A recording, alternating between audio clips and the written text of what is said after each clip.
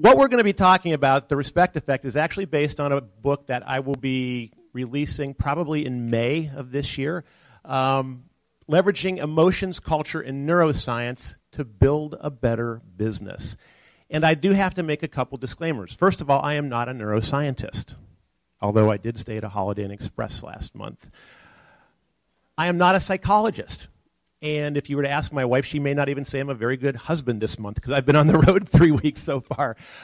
What I do is I am a fanatic reader. I take in, some people fall asleep watching TV. I fall asleep reading science digests and articles about how the human brain operates, how organizations become more effective. And I take a lot of different elements and combine them, and hopefully in a way that is meaningful. So what we're going to be doing is really linking 3 very specific subjects. We're going to talk about respect, which is an emotional state that we either feel or don't, depending on who we're interacting with. We're going to talk about how that plays into culture, and we're going to talk about the science behind that, because in many cases, when we talk about respect, for example, some of the clients who bring us in, they bring us in as maybe a phase 2 of their diversity and inclusion training. Well, diversity and inclusion training, at least in North America, thus far has been based on a platform of social justice, that it's the right thing to do with its origins in the civil rights movement.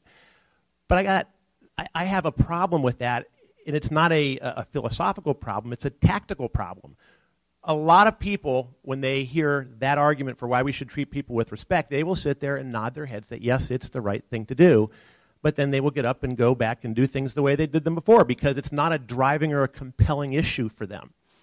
When we tie in psychology, probably even more importantly, science, when we talk about what goes on in the brain when we treat people this way or that way and how profoundly it impacts our productivity, all of a sudden you have a much more attentive audience, especially for people who are in leadership or managerial positions. So that's what we're going to try to blend this morning.